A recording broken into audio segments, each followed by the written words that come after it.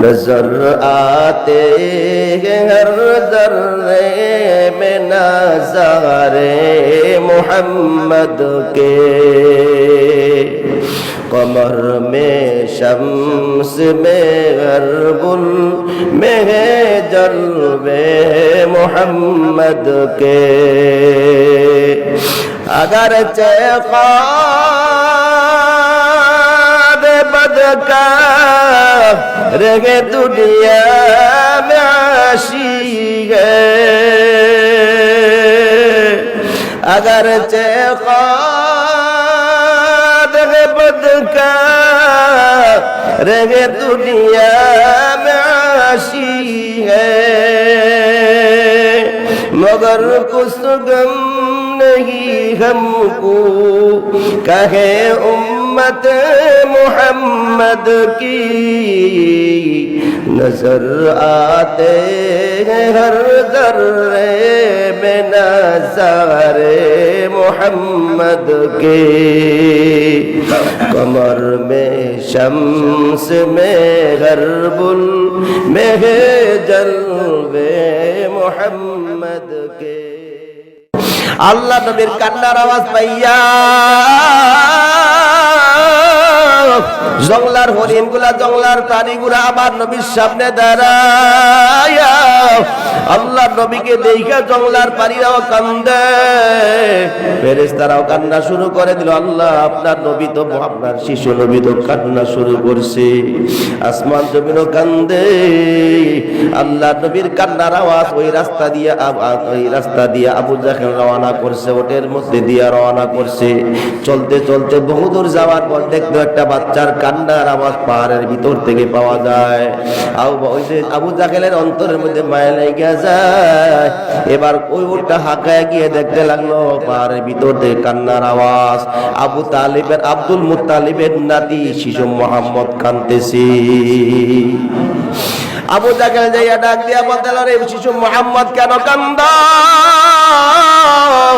শিশু মোহাম্মদ কান্না জড়িত কণ্ঠে নাইকা বলে, চাচা তাকায় দেখো জংলার প্রাণীকে, মাঠের দিকে তাকায় দেখো ছোট ছোট বাচ্চাদেরকে বাবারা কোলের মধ্যে করে নিয়ে যায়, গালে কপালে চুমা দিয়া কত খাবার দেয়, কত আদর করে। আমি তো দুনিয়ার জমিন আসার পর বাবা কেমন থাকে আমি তো বাবা দেখি নাই, বাবার আদর পাই নাই। এই চিন্তা ফিকির করে বাবাকে মনে করে আমি কাঁদতেছি, আমার বাবা কোথায় থাকে, আমার বাবার সন্ধান পাইতেছি না। আবু জাহেল কান্না শুরু করে দিল আর বলতে লাগলো, মুহাম্মদ তোমার বাবারা ফিরে দিতে পারবো না, তবে কিছুক্ষণের জন্য আমি চাচা তোমাকে বাবার আদর দেব। আবু জাহেল আবার নবীর শিশু মুহাম্মদকে কোলের মধ্যে উঠাইয়া ওটের পিঠে যখন বসাইয়া দেয়, উটটা এখন দাঁড়ানো ছিল, সাথে সাথে জমিনের মধ্যে চট করিয়া বসিয়া যায়। আবু জাহেল বারবার উটকে চেষ্টা করে দাঁড়ানোর জন্য, কিন্তু উট জমিন থেকে দাঁড়ায় না। আবু জাহেল এবার হাতের মধ্যে চাবুক ছিল, উটের মাথার মধ্যে বারবার আঘাত করতেছে। উটের মাথার চামড়া পাইটা ফিঙ্কি দিয়া রক্ত পড়তেছে, কিন্তু উট জমিন থেকে উঠে না, দাঁড়ায় না। ওর চক্ষু দিয়া গড়ায় গড়ায় পানি পড়তেছে। আবু জাহেল চিন্তা করতে লাগলো, মুহাম্মদকে নেওয়ার আগে আমার ওটা এখন দাঁড়ানো অবস্থায় ছিল, মুহাম্মদকে খুলে নেওয়ার পর আমার পিছনে বসার পরে শিশু মুহাম্মদকে আমার পিছনে রাখার পরে কেন ওটা বসিয়া যায়, চিন্তায় পড়ে গেল। আর ওটা আসমানের দিক তাকায় কি যেন বলতে শুরু করে দিল। ওট বলতেছে, আল্লাহ যিনি সাইয়্যিদুল মুরসালিন হবে, ইমামদের নবীদের নেতা হবে, নবীদের ইমাম হবে, তোমার সেই নবীকে কেমনে আবু জাহেলের পিছনে বসায় আমি মদিনা মক্কায় যাই, যতক্ষণ পর্যন্ত তোমার নবীর সামনে না বসাবে আমি ওর জমিন থেকে উঠবো না। এবার আবু জাহেল মুহাম্মদকে পিছন দিক থেকে উঠে যখন আবু জাহেলের সামনে বসায়, ওট লাফ দিয়া উইটা পাগল উম্মতের মতো মক্কা নগরীতে দৌড়ায়। আর আবু জাহেল তাকায় দেখতে পাইল মেঘের একটা খণ্ড তাদের মাথার উপরে আসিয়া গেছে। জোরে কোন সুবহানাল্লাহ। তারা যেদিক যায় মেঘের খণ্ডটা ওই দিক যায়। আবু জাহেল মধ্যে মক্কা নগরীতে যেই আব্দুল মুত্তালিবকে ডাক দিয়া বলতেন, আব্দুল মুত্তালিব, তোমার নাতি সাধারণ কোন মানুষ না, আমি যা দেখলাম বড় হলে ও অনেক কিছু হবে। জোরে কোন সুবহানাল্লাহ। আশিকারা আশিকারা মিল্লাতু মাযহাব জুদাস, আশিকারা মিল্লাতু মাযহাব জুদাস, আশিকারা রোজে মাহশর বা কিয়ামত করনিস, আশিকারা দুল তমাশা জামালে ইয়ারনিস। জোরে কর আল্লাহু আকবার। नजर आते हर दर्रे में नज़ारे मोहम्मद के, कमर में शम्स में गरबुल में है जलवे मोहम्मद के। अगर चेखा बदका रहे दुनिया में आशिक है, अगर चेखाद है बदका रहे दुनिया में आशिक है, मगर कुछ गम नहीं हमको कहे उम्मत मोहम्मद की, नजर आते हैं हर दर्रे में नज़ारे मोहम्मद के, कमर में शम्स में गरबुल में है जलवे मोहम्मद के। जोरे कर अल्लाहु আকবার। এর আল্লাহ গোলাম আমার নবীর প্রতি ভালোবাসা লাগবে। নবী মক্কা নগরীতে ঘুরতো আর বলতো, দাদা আমার বাবা নাই, আমার বাবাকে দেখতে গিয়ে আম্মাকে হারাইলাম, আমার বাবার আদর মায়ের আদর কে দিবে? আব্দুল মুত্তালিব জরার গলার মধ্যে জড়ায় ধরে বলে, নাতি তোমার বাবা মা নাই দেখে কি হইছে, আমি তো দাদা আছি, তোমাকে বাবার আদর দেব, মায়ের আদর দেব। কিছুদিন পরে দাদা আব্দুল মুত্তালিব চলিয়া যায়, আমার নবীকে লালন পালনের দায়িত্ব নিলেন আবু তালেব। জোরে কর আল্লাহু আকবার। আমার নবীর ভালোবাসা সম্পর্কে আল্লাহ বলেন, কুল ইন কুনতুম তুহিব্বুনাল্লাহ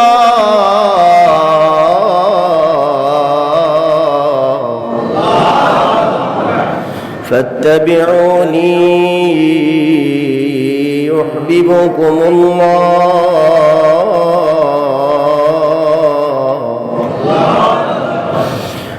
কুল ইন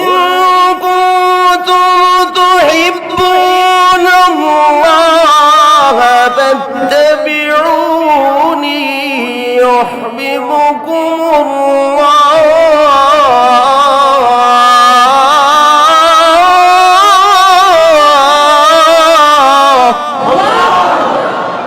ويغفر لكم ذنوبكم الله غفور رحيم।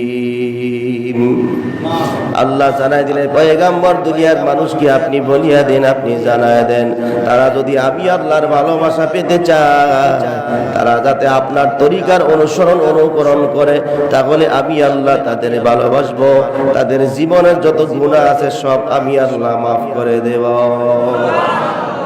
তাহলে বোঝা গেল আল্লাহর ভালোবাসা যদি পেতে চান তাহলে আমার নবীর তরিকা অনুসারে চলা লাগবে। কথা কয় না? সুন্নতের তরিকা অর্থাৎ পথপন্থা, আমার নবী যেইভাবে চলছে আপনার সেইভাবেই চলা লাগবে। ঠিক কি না? ধরে কর, আমার নবী যেইভাবে আপনাকে চলতে বলছে ওভাবেই আপনার জন্য চলা লাগবে। এইটাই সুন্নতে রাসূল, এটার নাম হলো আদর্শ নবী। জোরে কোন সুবহানাল্লাহ। আমার নবীর সুন্নত অনুযায়ী যারা জীবন পরিচালনা করলো ওই ব্যক্তির জন্য লা খাউফুন আলাইহিম ওয়া লা হুম ইয়াহজানুন, ওই ব্যক্তির জন্য কোনো ভয় নাই, চিন্তা নাই। জোরে কোন সুবহানাল্লাহ। ওই ব্যক্তির ঠিকানা হবে আমার নবীর সাথে জান্নাতে। আরো জোরে কোন সুবহানাল্লাহ। এরে আল্লাহর গোলাম আমার নবীকে আল্লাহ রাব্বুল আলামিন এতিম অবস্থায় পাইলেন। ফাআম্মাল ইয়াতীমা ফালা তাকহার ওয়া আম্মাস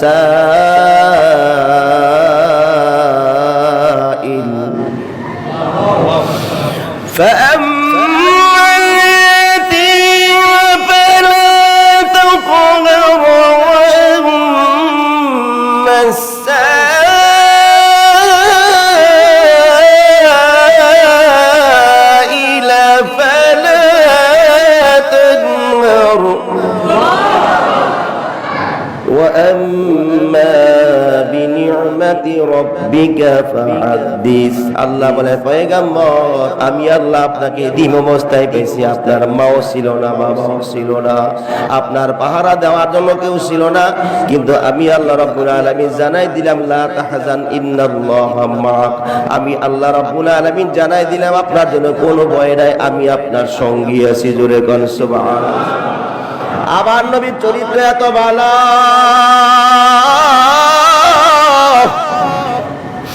এত ভালো ছিল, বাইতুল্লাহ নির্মাণ করতেছে। আব্বাস রাদিয়াল্লাহু তাআলা আনহু ডাক দিয়া বলে মুহাম্মদ তুমি এত ছোট মানুষ কেন পাথরগুলা মাথার মধ্যে নিয়ে আসতেছো?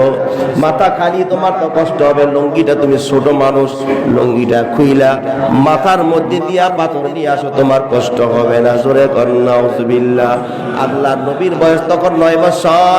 আল্লাহ নবী নিজের লুঙ্গিটা ধরে তখন টান দিল উপরে উঠার জন্য, আল্লাহ নবীর সাথে সাথে জমিনের মধ্যে বেহুশ হইয়া পড়িয়া যায়। জোরে কর সুবহানাল্লাহ। আল্লাহ নবীর কখনো হাঁটুর উপরের কাপড় উঠে নাই, আরো জোরে কর সুবহানাল্লাহ। লুঙ্গি ধরে টান দিয়েছে উপরে উঠাইব আর আপনি অজ্ঞান হয়ে গেছে। সুবহানাল্লাহ। আল্লাহ দেই নাই তো নবী, আপনাকে খেলাফ আমি দেই নাই। জোরে কর সুবহানাল্লাহ। কারণ আবার নবী দুনিয়াতে আসছেন, নবী থেকে হাঁটু পর্যন্ত পর্দা দিয়া টাকা কেউ দেখে নাই, আর সেই নবী কি দিয়া এই দুনিয়ার বাংলাদেশের কিছু নাস্তিক মুরতাদ গালিগালাজ করে, ঠিক কি না জানা? আল্লাহ তাদেরকে ধ্বংস করে দেখ। জোরে করে আমিন।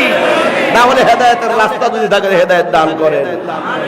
আল্লাহ আমাদের মধ্যে রাসূলের প্রেম, নবীর প্রেম, ভালোবাসা জাগ্রত করে দেখ। জোরে করে আমিন।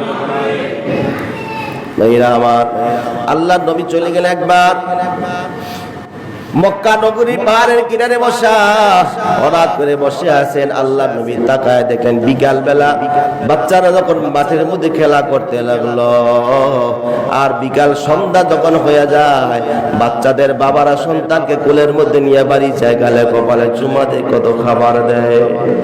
আল্লাহ নবী কান্না শুরু করলো, চিন্তা করতে বলতে লাগলো আল্লাহ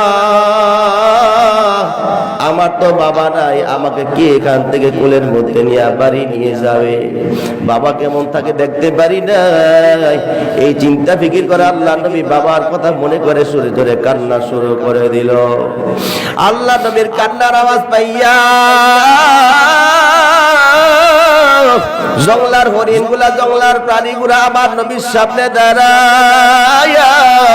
আল্লাহ নবীকে দেখা জঙ্গলার প্রাণীরাও কান্দে, ফেরেশতারাও কান্না শুরু করে দিল। আল্লাহ আপনার নবী তো, আপনার শিশু নবী তো কান্না শুরু করছে, আসমান জমিনও কান্দে।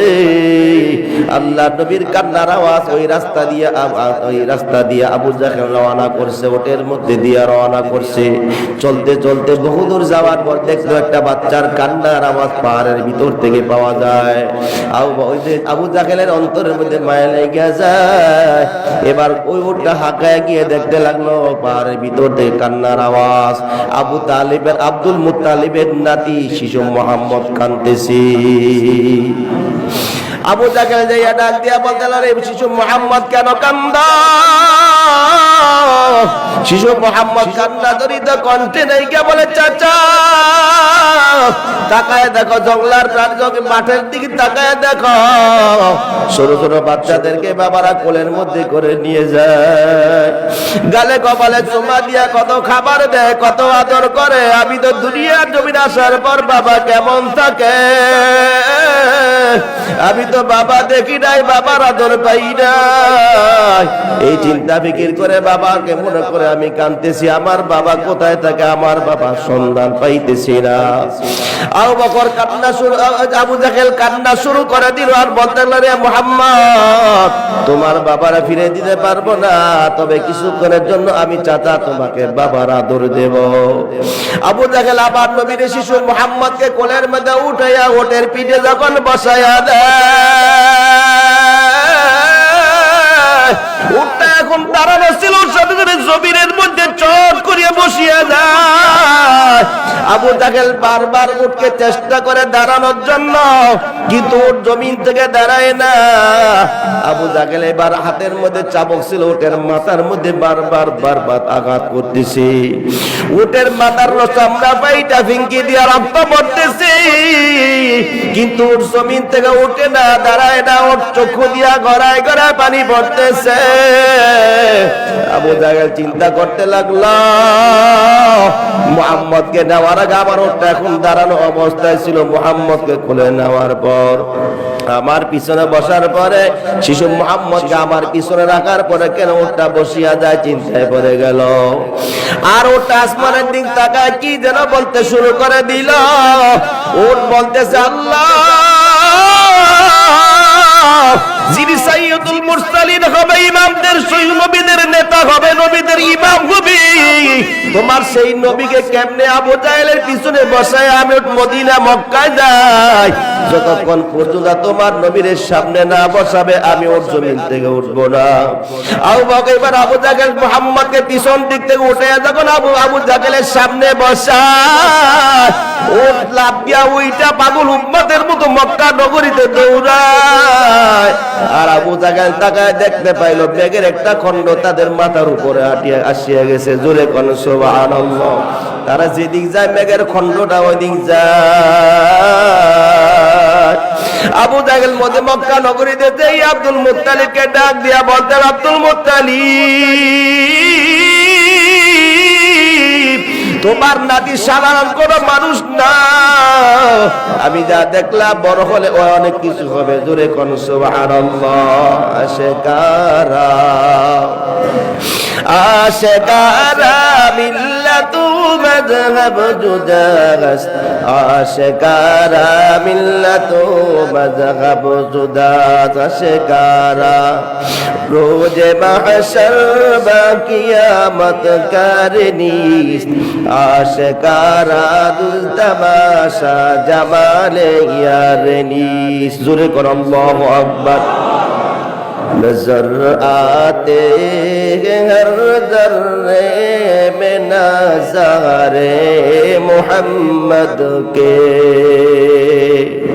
कमर में शम्स में गरबुल में है जलवे मोहम्मद के, अगर चेखा बदका रहे दुनिया में आशिक है, अगर चेखाद है बदका रहे दुनिया में आशिक है, मगर कुछ गम नहीं हमको कहे उम्मत मोहम्मद की, नजर आते हैं हर जर्रे में नज़ारे मोहम्मद के, कमर में शम्स में गरबुल में है जलवे मोहम्मद के। জোরে কোন আল্লাহু আকবার। এর আল্লাহ গোলা বাবার নবীর প্রতি ভালোবাসা লাগবে। তিন নবী মক্কা নগরীতে ঘুরতো আর বলতো, দাদা আমার বাবা নাই, আমার বাবাকে দেখতে গিয়ে আম্মাকে হারাইলাম, আমার বাবার আদর মায়ের আদর কে দিবে? আব্দুল মুত্তালিব জরার গলার মধ্যে জড়ায় ধরে বলে, নাতি তোমার বাবা বানায় দেখে কি হয়েছে? আমি তো দাদা আছি, তোমাকে বাবার আদর দেব, মায়ের আদর দেব। কিছুদিন পরে দাদা আব্দুল মুত্তালিব চলিয়া যায়, আমার নবীকে লালন পালনের দায়িত্ব নিলেন আবু তালেব। জোরে কোন আল্লাহু আকবার। আবু তালেব আবার নবীকে যৌবন বয়সে যখন মক্কা নগরী থেকে রওনা করতে সিরিয়ার দিকে ব্যবসার জন্য যাবে, আবু বকর এই আবু তালেব যখন মক্কা নগরী থেকে আবিসিনিয়ার দিকে রওনা করলেন, হঠাৎ করে তাকায় দেখলেন সূর্যের প্রখরতার কারণে মানুষ চলতে পারে না, সব মানুষগুলা ক্লান্ত। আর অমনি তাকায় দেখলেন আবার মুহাম্মদের মাথার উপরে মেঘের একটা খণ্ড আমার নবীকে রেডাইরকা রাখছে। জোরে কোন সুবহানাল্লাহ। আব্দুল তালিব বুঝা বলেন যে মুহাম্মদ সাধারণ মানুষ হবে না, অবশ্যই কিছু হবে। জোরে কোন আল্লাহু আকবার। এমন নবীরে আল্লাহ এত মর্যাদা দিলেন, আর বাংলার জমিনের কিছু নাস্তিক মুরতাদ উলাঙ্গার আবার ওই গালিগালাজ করে, আছে না নাই? আল্লাহ হেদায়েত দান করে, আরো জোরে কোন আমিন। আমার নবীর প্রেম ভালোবাসা যাদের ভিতর আছে, নবীর কটূক্তি তারা বরদাস্ত করতে পারে না। আর যাদের ভিতরে জিলাপি মার্কা ভালোবাসা, তারা শুধু জিলাপি পর্যন্তই শেষ, নবীর প্রকৃত ভালোবাসা দাবি করলে হবে। আল্লাহর নবী বলেন কুল্লু উম্মতি ইয়াদখুলুনাল জান্নাহ, ওই ব্যক্তি আমার সব উম্মত জান্নাতে যাবে, ইল্লা মান আবা, যে আমারে মানবে না ও জান্নাতে যাবে না। কথা বুঝছেন? এই হাদিসটা মিশকাতে পাবেন, বুখারীতে পাবেন, আবু দাউদ শরীফে পাবেন। অর্থাৎ আবু হুরায়রা রাদিয়াল্লাহু তাআলা আনহু থেকে বর্ণিত, আল্লাহর নবী বলেন কুল্লু উম্মতি ইয়াদখুলুনাল জান্নাতা ইল্লা মান আবা, আমার সব উম্মত জান্নাতে যাবে, যে আমার মানবে না ও জান্নাতে যেতে পারবে না। নাউযুবিল্লাহ বলেন। তো সাহাবায়ে কেরাম বলেন কিলা মান আবা ইয়া রাসূলুল্লাহ, ওগো নবী আপনারে মানে নাই কি, কে আপনাকে মানে না? আল্লাহর নবী জবাব দেন ক্বালা মান আতানি ফাদাখালাল জান্নাহ, যে আমি নবীর তরিকা অনুকরণ করলো, আমি নবীর সুন্নাত অনুযায়ী চললো, ও আমারে মানলো, ঠিকানা হবে আমি নবীর সাথে জান্নাতে। ওয়া মান আসানি ফাকাদ আবা, আর যে ব্যক্তি আমি নবীর তরিকা অনুকরণ করলো না, সুন্নাত মানলো না, ও আমারে মানে নাই, এই জন্য তার ঠিকানা আমি নবীর সাথে জান্নাতে হবে না, তার ঠিকানা হবে জাহান্নামে। জোরে বলুন।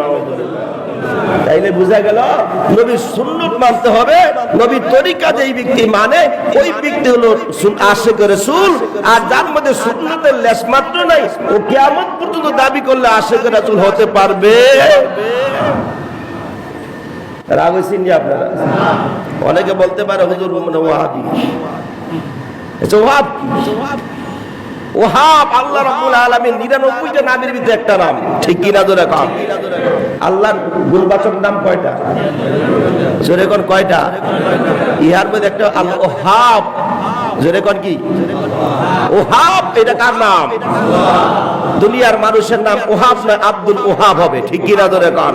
দুনিয়ার মানুষের নাম আব্দুর রহমান না আব্দুর রহমান হবে, রহিম হবে না আব্দুর রহিম হবে, সাত্তার হবে না আব্দুল সাত্তার হবে, জাব্বার হবে না আব্দুল জাব্বার হবে, গফফার হবে না আব্দুল গফুর হবে, ঠিক কিনা জোরে কোন?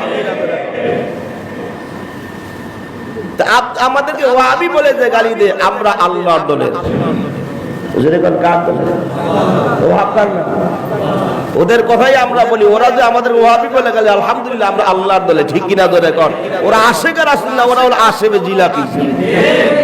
কিয়াম করলে আর দাঁড়ায় দুরূদ শরীফ বললে আশিক রাসূল হওয়া যায়? সাহাবায়ে কেরাম এরকম দুরূদ পড়ে নাই, দাঁড়ায়ও নাই, তারপরে কি তারা আশিক রাসূল ছিল না? মনে হয় ছিল না। নবীর ভালোবাসায় তারা নিজের জীবনকে উৎসর্গ করে দিল, আর তোমরা নবীর ভালোবাসায় রাস্তায় জুলুসের মিছিল করো, এতে কিয়ামত পর্যন্ত যদি মিছিল করো আর ফুল দিয়া মার্কাট তলে ফেলাও, মিষ্টি খাইতে খাইতে জিলাপি খাইতে দোকান শর্ট করে ফেলাও, তুমি আশিক রাসূল হতে পারবে? বোঝা লাগবে। বর্তমানে এই নবীকে আগমন করে উদ্দেশ্য করে বাংলাতে দেখবেন বহু বেদাত ফিতনা ফাসাদ সৃষ্টি হবে, আছে না নাই? জোরে কোন আছে না নাই? আমি যদি জশ্নে জুলুসের মিছিল না করি আমার কোনো গুনাহ হবে না? হবে? যদি জশ্নে জুলুসের মিছিল না করলে যে গুনাহ হয়, এই গুনাহটি সব লেখা আমার নাম ঠিকানায় দিয়ে দিবেন, আপনাদের সব গুনাহ নিয়ে কিয়ামতের ময়দানে আমি একলা উঠব। কথা বুঝতে পারছে? যদি জশ্নে জুলুসের মিছিল না করলে যদি গুনাহ হয়ে থাকে, ওই গুনাহগুলা আমার নামে দিয়ে দিবেন, আমি আপনাদের কোনো টেনশন নাই। ফতোয়া আমি দিতেছি না, ফতোয়া আমি দিচ্ছি না, তাহলে গুনার ভাগে আমি হব। জশ্নে জুলুসের মিছিল না করলে যদি গুনাহ হয়ে থাকে, এই গুনাহ আপনার না যাওয়ার কারণে যদি যে গুনাহটা হবে ওটা আমার নামে দিয়ে দিবেন, ওটা আমি নিয়ে কিয়ামতের ময়দানে উঠবো, আপনার কোনো কষ্ট হবে না ইনশাআল্লাহ। নবীকে খুশি করার জন্য মিছিল করে লাভ হবে না, নবীকে খুশি করার জন্য সবচেয়ে বড় জিনিস হলো নবীকে খুশি করার জন্য নবীর সুন্নতের উপরে কোনো বিকল্প নাই। قال رسول الله صلى الله عليه وسلم তারাকতু ফীকুম আমরাইন লান তাদিল্লু মা তামাসসাকতুম বিহিমা কিতাবাল্লাহি ওয়া সুন্নাতা রাসূলি আও কামা ক্বালা an-নাবী আলাইহিস সালাতু ওয়াস সালাম। আল্লাহর পয়গম্বর বিদায় হজের সময় যেদিন আল্লাহর নবীর সর্বশেষ হজ আর জীবনের হজ হয় নাই, এই বিদায় হজের সময় আরাফার ময়দানে বাবের আরাফার ময়দানে সেই পাহাড়ের উপরে দাঁড়াইয়া জাবালে আরাফার ময়দানে যে পাহাড় আছে ওটা দাঁড়াইয়া আল্লাহর নবী এই কথাটা বলতে লাগলেন, ও আমার সাহাবীরা, তোমাদের কাছে দুইটা জিনিস রেখে যাইতেছি, যদি আমল করতে পারো, আঁকড়িয়ে ধরতে পারো, তোমাদের দুনিয়াতে ধ্বংস করার মতো, তোমাদেরকে বিপদগামী করার মতো, তোমাদেরকে হেদায়েত থেকে বিচ্যুত করার মতো কেউ নাই।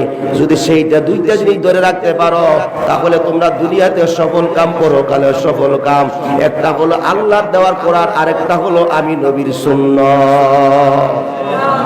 আরো জোরে কন্যা সুবহান। কোরআন মানতে হবে আর নবীর সুন্নাত অনুযায়ী জীবন পরিচালনা করা লাগবে, তাহলে আপনি দুনিয়াতে সফল, পরকালে সফল। জোরে কর সুবহান। মানব তো ইনশাআল্লাহ। সুবিধাবাদী সুন্নত গুলো পালন করি আমরা। খাবার পরে মিষ্টি খাওয়া সুন্নত, যোহর নামাজের পরে খাওয়ার পরে রেস্ট করা সুন্নত, এই সুবিধাবাদী সুন্নত গুলা পালন করি। নবীর যে আরো বড় সুন্নত আছে, বাতিলের বিরুদ্ধে দ্বারা হক কথা বলা যে নবীর একটা সুন্নত, সেটা ভুলেই গেছি। ঠিক কিনা জোরে কর। আজকে যদি সবাই আমরা প্রতিবাদী হইতাম তাহলে সমাজের মধ্যে খারাপ গুলা থাকতো না। ঠিক কিনা জোরে কর। পালাতে বাধ্য হবো যারা অন্যায় কাজ করে সমাজের ত্রাস সৃষ্টি করে বেড়ায়, আমরা সমাজের একসাথে প্রতিবাদে লিপ্ত হতাম, ওরা পালাতে বাধ্য হতো, দ্বিতীয়বার আর কল্পনা করতো না। ঠিক কিনা জোরে কর। আজকে যদি আমরা এক হতাম, আজকে যদি আমরা নবীর সুন্নাত অনুযায়ী আমার ঘর পরিচালনা করতাম, তাহলে কিশোর গ্যাং তৈরি হতো না। শুধু আমার সংসার নষ্ট হতো আমার কারণে। আমার ঘরের ভিতরে সুন্নাত যদি চলি, আমার সন্তানকে কোরআন হাদিসের জ্ঞান যদি দিয়ে থাকি, এই সন্তান কখনই কিশোর গ্যাং হবে তো দূরে থাক, নামাজি ত্যাগ করবে না। সমাজটা নষ্ট করে দিয়ে কিশোর গ্যাংয়ের কারণে। এটা ওদের দোষ না, এটা আমাদের দোষ। এটা আমি বাবার দোষ। ঠিক বলি নাই? এটা আমার বাবার দোষ। আমি বলবো এটা আমার দোষের কারণে আমার সন্তান বিপদগামী হচ্ছে। আজকে যদি আমি ভালো হতাম, আমার সন্তানকে কোরআনের শিক্ষা শিক্ষিত করতাম, কখনো এই কাজ করতে পারতো। আল্লাহ হেদায়েত দান করে। আরো জোরে কোন আমিন। রাগ হইছে? রাগ হইলেও তো কিছু করার নেই আমার। যেটা বাস্তব সত্য এটাই তো বলছি। কাউকে টার্গেট করে বলছি, কাউকে উদ্দেশ্যভাবে বলছি, কাকে খারাপ বলার জন্য বলছি? এই জিনিসটা বলছি, আমরা নিজেরা যদি ভালো হয়ে যায় তাহলে প্রশাসন যারা আছে ওরা বসে বসে আঙ্গুল চুষবে, কিন্তু কিছু করার ক্ষমতা। আজকে আমরা বিপদগামী হওয়ার কারণে তারা সুযোগ পাইতেছে ঘুষ খাওয়া। কথা বলো ঠিক কিনা? আজকে আমার সন্তান বিপদগামী, আমি থানা থেকে টাকা দিয়ে ছুড়াই নিয়ে আসি, ছুটাই নিয়ে আসি। কারণ কি? আজকে যদি আমার সন্তান জেলও গেছে, তুই খারাপ, তুই জেলও পড়েই মর। ঠিক কিনা জোরে কর। এরকম দুই একটা করে দেখেন না, দেখবেন একদম সোজা হয়ে যায় পানির মতো। ঠিক কিনা জোরে কর। আল্লাহ আমাদের হেদায়েত দান করে। সবচেয়ে বড় শান্তির জায়গা হলো আমার আল্লাহর হুকুম মেনে চলা আর নবীর সুন্নাত অনুযায়ী জীবন পরিচালনা করা। ঠিক কিনা জোরে কর। এই দুইটা জিনিস আমরা করবো তো? আরো জোরে কর।